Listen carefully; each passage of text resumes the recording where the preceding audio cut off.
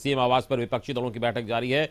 CM Nitish, RJD supremo Lalu Prasad Yadav, deputy CM Tejashwi Yadav, JDU अध्यक्ष लालन सिंह समेत 15 विपक्षी दलों के नेता इस बैठक में मौजूद हैं और रणनीति बनाने की कोशिश हो रही है। और ये तस्वीर आप देखिए, एक्सक्लूसिव तस्वीरें आपको दिखा रहे हैं बैठक की। तो सीएम आवास पर यह महामंथन चल रहा है और विपक्षी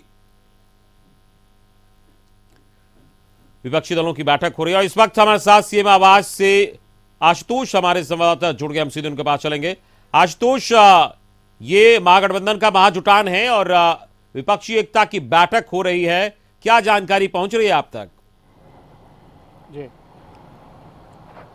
देखिए, जरूर बैठक शुरू हो चुकी है, बैठक चल रही है और मुझे लगता है कि 2 बजे के आसपास तक बैठक चलेगी। जो जानकारी मिल रही है उसके मुताबिक सभी मुद्दों पर चर्चा हो रही है। खासतौर से पीएम फेस कौन होगा, इस पर चर्चा नहीं हो रही है। साथ लड़ने के मुद्दे पर चर्चा हो रही है और साथ ही साथ जो गतिरोध अलग अलग राज्यों में गतिरोध की स्थिति है, क्योंकि जो विपक्षी दल यहाँ पर पहुँचे हैं, किसी किसी स्टेट में 2 दल आपस में चुनाव लड़ते हैं, तो ऐसे में उन दोनों दलों के बीच में कैसे कोऑर्डिनेशन किया जाए, कैसे सामंजस्य बैठाया जाए, इस पर रणनीति बननी है। और स्वाभाविक तौर पर ये माना जा रहा था कि सबसे बड़ा जो एजेंडा है, सबसे बड़ा मुद्दा है कि 2 विपक्षी दलों को कैसे एक साथ एक मंच पर लाया जाए। बंगाल की बात करें या फिर पंजाब की बात करें, वहाँ पर भी गतिरोध है। आम आदमी पार्टी को कैसे कांग्रेस के साथ जोड़ा जाए, कांग्रेस से कैसे हाथ मिला पाएगी आम आदमी पार्टी, ये तमाम मुद्दे थे जिस मुद्दे को लेकर के यहाँ पर चर्चा हो रही है इन मुद्दों पर। और सबसे खास बात ये है कि मल्लिकार्जुन खड़गे का एक स्टेटमेंट आ गया है अभी कुछ देर पहले, चूंकि सदाकत आश्रम में भाषण चल रहा था और उन्होंने स्पीच साफ तौर पर दिया है कि राहुल गांधी की पहल पर ही विपक्षी एकता हो रही है। राहुल गांधी ने उनसे बात की और उन्होंने सभी दलों से बातचीत की और विपक्षी दलों से बातचीत के बाद ये फैसला लिया गया कि पटना में मीटिंग होगी। यानी जेडीयू या फिर नीतीश कुमार भले ही ये समझते हो कि उनकी पहल पर यह मीटिंग हो रही है, लेकिन कांग्रेस ये समझती है, कांग्रेस ये मानती है कि उनकी पहल पर एक मीटिंग हो रही है और विपक्षी दलों को एकजुट करने की। आशुतोष, लेकिन आपको हम एक और सवाल है आशुतोष, जैसा आप बता रहे हैं कि मल्लिकार्जुन खड़गे की ओर से यह आया कि राहुल गांधी ने इसको लेकर ये पहल की और कहा कि यहाँ पटना में बैठक होगी। ममता बनर्जी ने जब बंगाल में मिलने गए थे नीतीश कुमार और तेजस्वी यादव, तो उन्होंने कहा था कि हम चाहेंगे कि पटना में इसकी बैठक हो, उनकी ओर से ही कहा गया था। और ममता बनर्जी और कांग्रेस की जो बीच की बात है वो सबको पता है। तो ऐसे में ये बैठक तो भले ही चल रही है, लेकिन क्या इन सबको एक साथ बांधने की कोशिश कितना आसान होगा या फिर कितना मुश्किल होगी? नहीं, आसान तो बिल्कुल नहीं है। और लेकिन हाँ, एक चीज़ ये कहेंगे कि नीतीश कुमार की जो स्ट्रैटेजी रही है वो कहीं ना कहीं कामयाब रही। सभी विपक्षी दलों के प्रमुख नेताओं को, जो सबसे टॉप लीडरशिप है, उनको नीतीश कुमार ने पटना बुला लिया है। तो ये एक बहुत बड़ी चुनौती थी, लेकिन इसमें सफलता नीतीश कुमार ने हासिल की है। अब दूसरा स्टेज जो है कि वो सबको साथ लेकर चलने की बात है। तो चूंकि ये पहली बैठक हो रही है और ये माना जा रहा है कि इस मीटिंग में ये तय हो जाएगा कि आगे और कहाँ बैठक होनी है और किस स्तर पर बैठक होनी है। क्या राष्ट्रीय स्तर पर बैठक होगी या क्षेत्रीय स्तर पर बैठक होगी, क्योंकि एक राष्ट्रीय स्तर पर बैठक यहाँ पर हो रही है। अब क्षेत्रीय स्तर पर बैठक कर जितने भी विपक्षी दल हैं वो आपस की गलतफहमियों को दूर करेंगे और किस तरह से साथ में चुनाव लड़ सकते हैं, इस पर रणनीति बनेगी।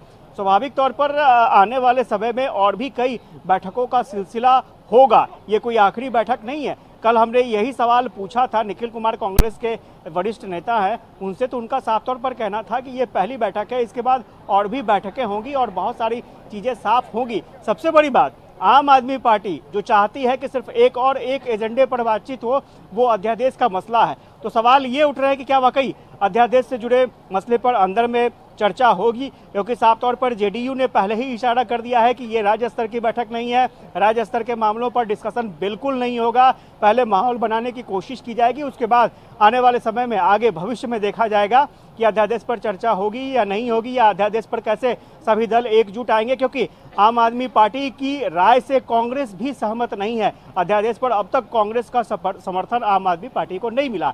तो ये सबसे बड़ी चुनौती यहाँ पर है कि कांग्रेस और आम आदमी पार्टी के बीच की दूरी को कैसे कम किया जाए, ये नीतीश कुमार के सामने चुनौती है। इसके अलावा बंगाल में आप चले जाइए, बंगाल में वामदल जो लेफ्ट पार्टीज है उसके खिलाफ ममता बनर्जी लड़ते रही हैं, बीजेपी के खिलाफ लड़ते रही हैं। तो ऐसे में लेफ्ट पार्टीज के साथ किस तरह से ममता सामंजस्य बैठाएंगी, इवन यहाँ तक कि वहाँ कांग्रेस भी है, कांग्रेस की क्या हैसियत रहेगी। हालांकि आज की मीटिंग में आज जो मल्लिकार्जुन खड़गे ने जो साफ तौर पर बातें कही हैं, एक तो उन्होंने कहा कि नहीं, जो विपक्षी एकता की पहल थी वो तो राहुल गांधी के ही प्रयास से शुरू हुई है। दूसरी चीज़ ये उस मीटिंग में निकल कर आई कि बिहार में कांग्रेस का डीएनए है, तो स्वाभाविक तौर पर जो बिहार में ये माना जाता है कि कांग्रेस कहीं ना कहीं यहाँ पर हाशिए पर रही है और कांग्रेस सिर्फ लूज करना चाहती है। कांग्रेस ने जानती है, कांग्रेस ने सिर्फ कुर्बानियाँ दी हैं, तो कांग्रेस सिर्फ कुर्बानी देने के लिए नहीं है, कुर्बानी भी एक हद तक कहाँ तक कांग्रेस दे सकती है, ये एक बड़ा सवाल है।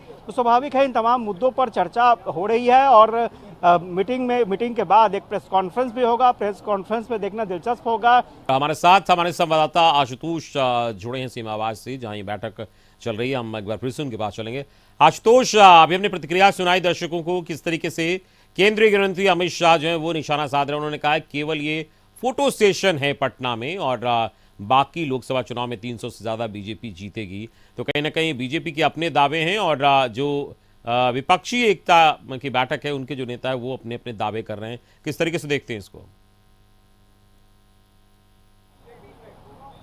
नहीं, स्वाभाविक तौर पर इसमें बीजेपी के लिए भी चुनौती है क्योंकि सारा विपक्ष एकजुट है। हालांकि कुछ दलों को छोड़ दिया जाए तो कई दलों के नेता यहां पर नहीं पहुंचे और इस मीटिंग में शामिल नहीं हुए, लेकिन उसके बावजूद भी अगर अच्छी खासी संख्या, अगर 16 से 17 दल अगर समर्थन कर रहे हैं विपक्षी एकता को, तो एक बड़ी चुनौती, इसमें कोई दो राय नहीं होगी।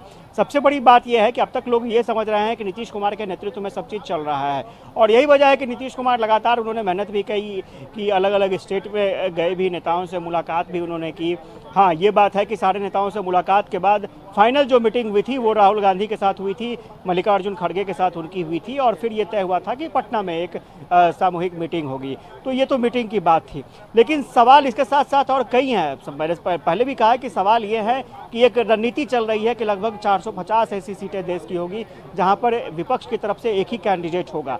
तो सवाल ये उठ रहे हैं कि जिस स्टेट में कांग्रेस बनाम लेफ्ट पार्टीज, कांग्रेस बनाम टीएमसी है या फिर कांग्रेस बनाम आम आदमी पार्टी है, तो क्या वहाँ पर कांग्रेस अपनी दावेदारी छोड़ देगी या फिर बंगाल में लेफ्ट पार्टी अपनी दावेदारी छोड़ देगी? क्योंकि ममता बनर्जी का प्रपोजल ये था या फिर तेजस्वी यादव ने भी ये कहा था कि जिस स्टेट में जो रीजनल पार्टियां हैं उनको, जो रीजनल पार्टियां जहां पर वो मजबूत है, क्षेत्रीय दल मजबूत है, वहां पर ड्राइविंग सीट पर उनको बैठने दिया जाए। तो स्वाभाविक तौर पर कांग्रेस का हक जो है वो बहुत ज़्यादा हाथ से निकल जाता है। ड्राइविंग सीट पर अगर जो रीजनल पार्टियां हैं वो अगर आगे बढ़ना चाहती हैं तो फिर राष्ट्रीय पार्टियों का क्या होगा, ये एक सबसे बड़ी बात है।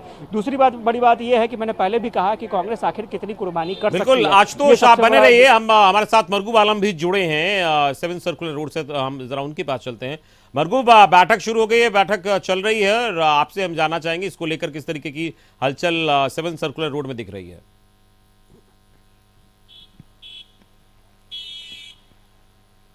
देखिए अमित, जिस समय मैं यहाँ खड़ा हूँ जिस जगह पे, उसका नाम आप कह सकते हैं 7 सर्कुलर रोड गोलंबर है। मीडिया का जमावड़ा भी यही है, कार्यकर्ताओं का भी जमावड़ा यही है, क्योंकि यहाँ से आगे वही मीडिया पर्सन जा सकते हैं जिनको प्रेस कॉन्फ्रेंस में ज्वाइन करना है। और हम, हमारे सहयोगी अवनीश, दोनों आदमी, पहले आप नज़ारा देख लें। देखिए कार्यकर्ताओं का, राजद के कार्यकर्ताओं का, कांग्रेस के कार्यकर्ताओं का ये नज़ारा है और यहाँ और ये नज़ारा है, और समाजवादी पार्टी के कार्यकर्ता हैं, शिवसेना के कार्यकर्ता हैं। चारों तरफ पुलिस के अधिकारियों का पूरी तरह सुरक्षा ताना बाना है। कोई भी गाड़ी यहाँ से आगे नहीं जा सकती है और ये पूरा कह सकते हैं जो ताना बाना आप दिखाइए। देखिए, बिहार को चाहिए विशेष राज्य का दर्जा। ये नजारा, कहाँ से आए हो? सर, हम बुद्ध ज्ञान की धरती गया से आए हैं। जी सर, ये मेरा यात्रा 2021 से चल रहा है, मेरा कंटिन्यू चल रहा है जी, अब चलते रहेगा जब तक विशेष राज्य का दर्जा ना मिले। मैं कंटिन्यू जरूरी है विशेष राज्य का दर्जा। हाँ सर, यहाँ बिल्कुल बहुत सारा कल कारखाने नहीं रहने के कारण यहाँ से मजदूर पलायन कर जाते हैं। यहाँ बेरोजगारी का आलम है। विशेष राज्य का दर्जा चाहिए जी, विशेष राज्य का दर्जा चाहिए। अब ये गोलंबर, अवनीश, आप बैठक शुरू हो गई है, गोलंबर देख रहे हैं आप, सुरक्षा देख रहे हैं और उत्साह देख रहे हैं। पूरी बैठक को किस नजरिए से देखते हैं? नहीं, बिल्कुल, ये आज की बैठक काफी अहम है। इस बैठक का बड़ा जो है नतीजा आएगा और लोगों की निगाहें भी है, पूरे देश के लोगों की निगाहें हैं। तमाम पॉलिटिकल पार्टी के जो नेता हैं वो बैठक में मौजूद हैं और वैसे लोग हैं जो डिसीजन मेकर हैं, जो पार्टी के रूप में निर्णय लेंगे, वैसे लोगों को आज बैठक में बुलाया गया है और मुख्यमंत्री नीतीश कुमार इसकी खुद अगुवाई कर रहे हैं। आज वो मेजबान की भूमिका में है। तमाम मेहमानों बिल्कुल, अमरगुब आपका और आशुतोष आप दोनों का और अवनीश आपका भी बहुत बहुत शुक्रिया।